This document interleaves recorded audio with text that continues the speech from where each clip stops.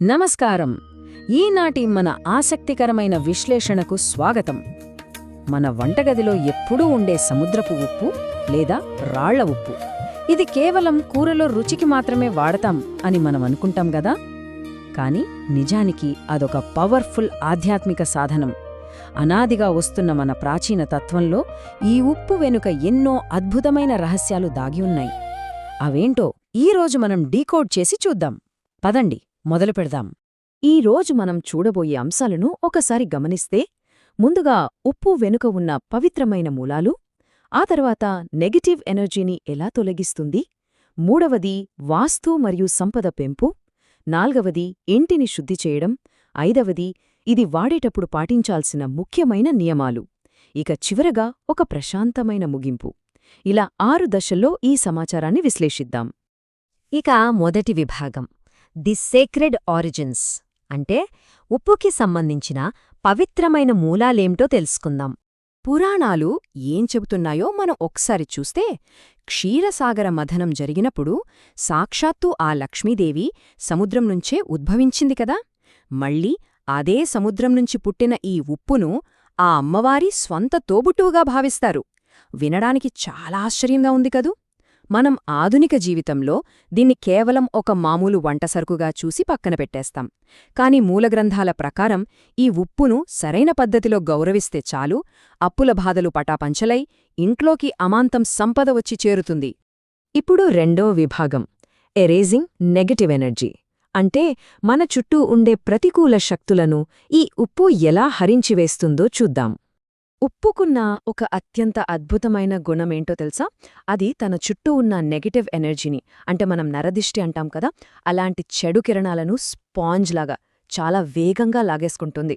అందుకే వ్యాపారంలో ఉన్నట్టుండి నష్టాలు వస్తున్నా, లేదా ఇంట్లో చిన్నపిల్లలు కారణం లేకుండా ఏడుస్తూ ఉన్నా, ప్రాచీన కాలం నుండి ఈ రాళ్ల ఉప్పును ఒక శక్తివంతమైన పరిష్కారంగా వాడుతున్నారు. మరి ఈ పరిహారం ఎలా చేయాలో చూద్దాం. చాలా సింపుల్ అండి. ముందుగా ఒక గుప్పెడ నిండా రాళ్ల ఉప్పును తీసుకోవాలి. ఆ తర్వాత ఎవరికైతే దిష్టి తగిలిందనే మనకు అనిపిస్తుందో వాళ్ల తల చుట్టూ 3 సార్లు ఈ ఉప్పును తిప్పాలి.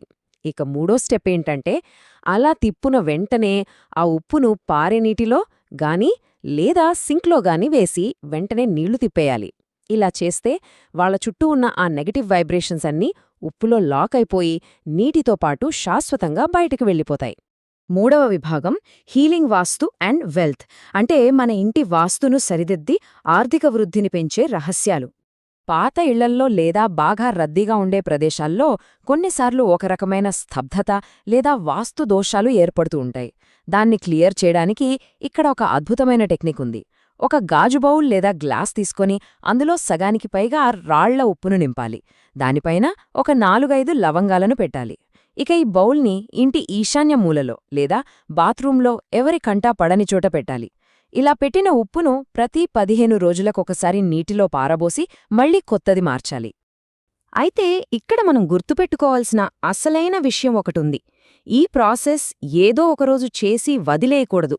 కనీసం ఒక 3 నెలలపాటు ఓపికగా ఈ సైకిల్ని రిపీట్ చేయాలి. మూలగ్రంథాలు ఏం చెప్తున్నాయంటే, ఇలా చేయడం వల్ల ఇంట్లో ఎప్పుడు ఉండే గొడవలు ఆగిపోయి ప్రశాంతత వస్తుంది. దానికి తోడు అప్పటివరకు ఆగిపోయిన ఆదాయ మార్గాలు కూడా మళ్లీ తెరుచుకుంటాయి. అంటే ఒకే దెబ్బకు ఆర్థిక వృద్ధి, గృహశాంతి రెండూ అనమాట. ఇక 4వ విభాగం, ప్యూరిఫైయింగ్ ద హోమ్. ఇల్లు తుడిచేటప్పుడు ఉప్పును ఎలా వాడుకోవచ్చో చూద్దాం. ఉప్పుతో ఇల్లు తుడవడం అనేది అటు సైన్స్కి ఇటు ఆధ్యాత్మికతకు ఒక పర్ఫెక్ట్ ఉదాహరణాన్ని చెప్పొచ్చు. సైంటిఫిక్గా చూస్తే ఉప్పులో ఉండే యాంటీబ్యాక్టీరియల్ లక్షణాలు నేలమీద ఉన్న క్రిములను నాశనం చేస్తాయి. అదే టైంలో ఆధ్యాత్మికంగా చూస్తే ఇది దరిద్రలక్ష్మిని బయటికి తరిమేసి ఇంట్లో ఉండే ప్రతికూల వాతావరణాన్ని క్లీన్ చేస్తుంది. అంటే కేవలం ఒక చిన్న స్పూన్ సముద్రపు ఉప్పును మనం ఇల్లు తుడిచే నీటిలో కలిపితే ఇల్లు అటు భౌతికంగా ఇటు ఆధ్యాత్మికంగా కూడా శుద్ధి అయిపోతుంది. ఇది ఎప్పుడు పడితే అప్పుడు కాకుండా ముఖ్యంగా మంగళవారం మరియు శుక్రవారం రోజుల్లో చేయడం మరింత మంచిది. ఈ చిన్న పని వల్ల కుటుంబ సభ్యుల మధ్య ఆప్యాయతలు పెరుగుతాయట. భార్యాభర్తల మధ్య ఏవైనా చిన్న చిన్న మనస్పర్ధలున్నా కూడా ఇట్టే మాయమైపోతాయని సంప్రదాయ గ్రంథాలు స్పష్టం చేస్తున్నాయి. చూసారా, దరిద్రాన్ని పారద్రోలి ఇంట్లోకి లక్ష్మీ కటాక్షాన్ని ఆహ్వానించటానికి ఇది ఎంత సులభమైన పద్ధతో కదా. 5వ విభాగం ది సేక్రెడ్ రూల్స్. ఉప్పును వాడే విషయంలో మనం తప్పక పాటించాల్సిన కొన్ని ముఖ్యమైన నియమాలు ఇక్కడ ఉన్నాయి. కొంచెం శ్రద్ధగా వినండి. ఉప్పు విషయంలో మనం ఏవి చేయాలి, ఏవి చేయకూడదు అనేది ఇప్పుడు చూద్దాం. ఉప్పును ఎప్పుడు కూడా గాజు లేదా పింగాణీ జాడీలలోనే నిల్వ చేయాలి. అలాగే ఆ డబ్బా ఎప్పుడూ పూర్తిగా ఖాళీ అవ్వకూడదు. సగం ఉండగానే మళ్లీ నింపేయాలి. ఎందుకంటే ఉప్పు డబ్బా ఖాళీ అయిపోవడం అంటే ఇంట్లో నుంచి సంపద వెళ్ళిపోవడమని నమ్మకం. ఇంకో ముఖ్యమైన విషయం, ఎవరికైనా ఉప్పు ఇవ్వాల్సి వస్తే ఒక చిన్న గిన్నెలో పెట్టి ఇవ్వాలి కానీ డైరెక్ట్గా చేతికి ఇవ్వకూడదు. అలా ఇస్తే ఇద్దరి మధ్య ఖచ్చితంగా గొడవలొస్తాయని అంటారు. ఇక ప్లాస్టిక్, స్టీల్ లేదా ఇనుప డబ్బాలలో ఉప్పును అస్సలు స్టోర్ చేయకూడదు. మరి ప్లాస్టిక్ అంటే ఏదో కెమికల్ కాబట్టి వద్దనుకుందాం, కాని స్టీల్, ఇనుప డబ్బాలలో ఎందుకు వాడకూడదు అన్న డౌట్ రావచ్చు. జ్యోతిష్య శాస్త్రం ప్రకారం సముద్రం నుంచి వచ్చిన ఉప్పుకు శని మరియు రాహు గ్రహాలతో డైరెక్ట్ కనెక్షన్ ఉంటుంది. అందుకే దీన్ని మెటల్ డబ్బాలలో పెడితే ఆ గ్రహాల ప్రభావం వల్ల ఉప్పు ఒక రకమైన టాక్సిక్ ఎనర్జీని క్రియేట్ చేస్తుందని మన పెద్దలు చెప్తారు. ప్రాచీన కాలం నాటి వాళ్ల ఆలోచన విధానం ఎంత లాజికల్గా ఉందో చూస్తే ఆశ్చర్యం వేస్తుంది కదూ. ఇక చివరిగా 6వ విభాగం ది కామింగ్ కన్క్లూజన్. ఇది మనస్సును ప్రశాంతపరిచే ఒక అద్భుతమైన విధానం. జాతకంలో చంద్రుని స్థానం వీక్గా ఉన్నా లేదా ఎప్పుడూ ఏదో తెలియని ఆందోళనగా, స్ట్రెస్గా అనిపిస్తున్నా ఇది ఒక అద్భుతమైన మెడిసిన్లాగా పనిచేస్తుంది. రాత్రి పడుకునే ముందు ఒక గిన్నెలో కొద్దిగా గోరువెచ్చని నీళ్లు తీసుకుని అందులో రాళ్ల ఉప్పు వేయాలి. ఆ నీటితో కాళ్ళు, చేతులు శుభ్రంగా కడుక్కోవాలి. ఈ చిన్న పని చాలు. రోజంతా బాడీలో పేరుకుపోయిన అలసటను, టెన్షన్ను ఈ ఉప్పు నీరు అమాంతం లాగేసుకుంటుంది.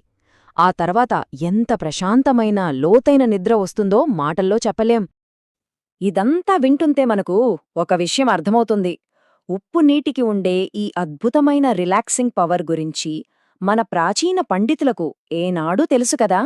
మరి నేటి ఆధునిక సైన్స్ కూడా మెల్లగా ఆ పాత విషయాలనే ఇప్పుడు కొత్తగా కనుక్కుంటోందా? నిజంగా ఇదొక పెద్ద ప్రశ్న. మన వంటింట్లో రోజూ వాడే ఒక మామూలు ఉప్పు వెనక ఇంత పెద్ద సైన్స్, ఇంతటి ఆధ్యాత్మికత దాగి ఉందన్న విషయం నిజంగా ఒక అద్భుతం. ఈ విశ్లేషణ మీకు ఎంతో ఉపయోగపడుతుందని ఆశిస్తున్నాను. మరో ఆసక్తికరమైన అంశంతో మళ్ళీ కలుద్దాం.